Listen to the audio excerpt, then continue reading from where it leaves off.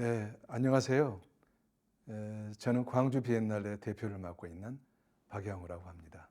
제가 두 번 이렇게 부름에 응해서 오게 된 가장 큰 이유는 역시 비엔날레다운 비엔날레를 만들어야 된다는 어떻게 보면 사명이죠. 현대 미술사와 문화사를 에 대한 담론을 어떻게 제공해 주느냐는 것이 굉장히 중요한 건데, 사실 이것을 우리 광주 비엔날레가 잘 감당하도록 해주는 것, 그것이 저의 소명이라고 생각을 하거든요. 그동안은 나름대로 역할을 했다고 저는 생각을 합니다. 그래서 이제 앞으로도 광주 비엔날레가 정말 미술사의 담론을 형성하는 것뿐만 아니라 기여할 수 있는 그런 비엔날레가 되도록 해주는 것, 그것이 가장 중요하다고 보고요. 비엔날레가 비엔날레로서의 그 본질적인 소임을 다해야 된다.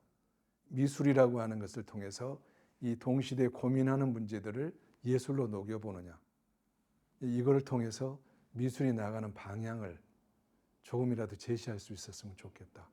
정말 그 담론을 만들어가고 미술사를 써나가는 이 일을 비엔날레가 해야 되는데, 저는 광주 비엔날레가 이 본분을 잃지 않았으면 좋겠다. 그래서 그것을 구축해 나가는 것, 그것이 제가 제일 신경 쓰는 것이고 또 광주 비엔날레가 해야 될 일이라고 생각이 되고요. 그런데 광주 비엔날레는 그런 보편적인 특성뿐만 아니고 또 광주라고 하는 5.18 민주화 운동을 비롯해서 정말 민주, 인권, 평화의 도시로서의 이 지역적인 특색도 굉장히 중요한 것이거든요.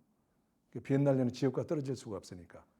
그런 측면에서는 세계에 있는 정말 많은 비엔날레 중에서 광주 비엔날레만큼 이 지역적인 그런 고유한 특성을 가지고 있는 비엔날레는 저는 없다. 정말 드물다.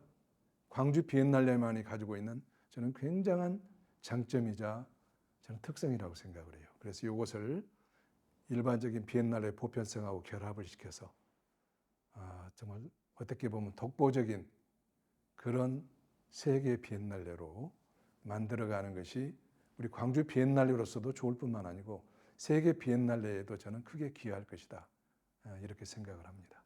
다만 이제 이게 현대 미술이다 보니까 전공한 사람들이 아니면 일반인들은 쉽지가 않잖아요. 사실은 좀 어렵기 때문에 좀 어렵겠다, 또 그런 얘기도 듣고 어렵다고 하는, 그래서 조금은 어려운 것, 좀 거리가 있을 수 있겠다고 하는 것, 그것을 느끼고요. 그렇기 때문에 어떤 때는 어렵지만은 그것을 어떻게 쉽게 전달할 수 있을 것인가, 또 시민들과 함께하는 그 외의 프로그램들을 어떻게 만들어갈 것인가, 그런 문제들에 대해서 굉장히 저희 비엔날레 재단이 고민을 해야 되고요. 또 계속 그것을 시도를 하고 있다. 또 이번에 15회 같은 경우는 그 프로그램들이 훨씬 더 많아진다 하는 말씀을 드리고 싶습니다. 15회 우리 광주 비엔날레는 이제 광주 비엔날레가 출범한 지 30년이 되는 30주년 정말 행사이기도 합니다. 이제 올해 저희들 전시의 타이틀은 판소리라고 하는 것. 그러면 소리에 관한 것이냐? 아니, 그것은 아니고요. 이런 소리를 통해서 어떻게 현대 사람들이 살고 있는 또는 초월하는 이 공간을 만들어갈 것인가. 그래서 소리와 공간의 어떤 서로 합작품이라고 생각하면 될 것 같아요.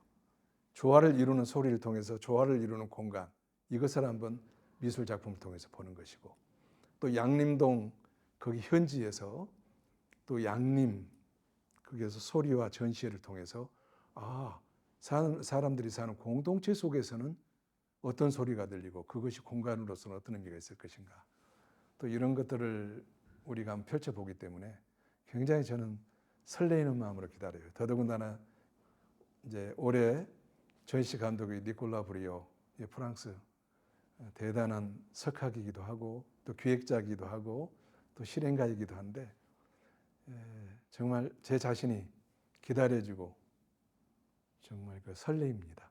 아마 올해 굉장한 그런 비엔날레 전시가 되지 않을까. 아마 많은 분들, 특히 광주 시민, 대한민국 국민들뿐만 아니라 세계에 있는 많은 미술인들 또는 미술에 관심 있는 분들, 소리에 관심 있는 분들은 찾아주시지 않을까, 그렇게 기대를 하고 있습니다.